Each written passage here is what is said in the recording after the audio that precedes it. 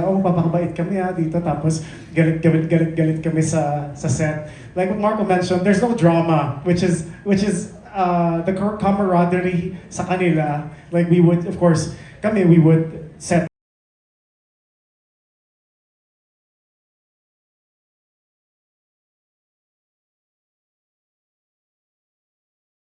and kung naririnig nyo naman, kung nakikita nyo naman, ang babait talaga nila, like genuinely, hindi dahil nakaharap sila sa press and sa media, oh, papakabait kami dito, tapos galit kami sa set.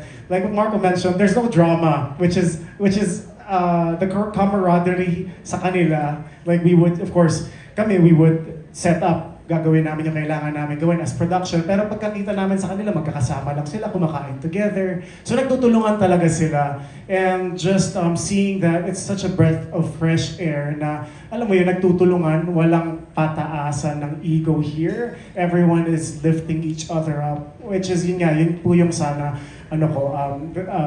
pinapanalangin ko rin na, amidst all that, I hope it really pours out sa final sa mismong material namin.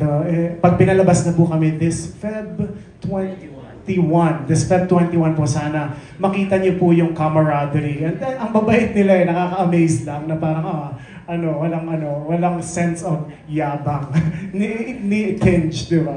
So that's such a the blessing in working with all of them po. Thank you, Direk. All right, thank you, Direk.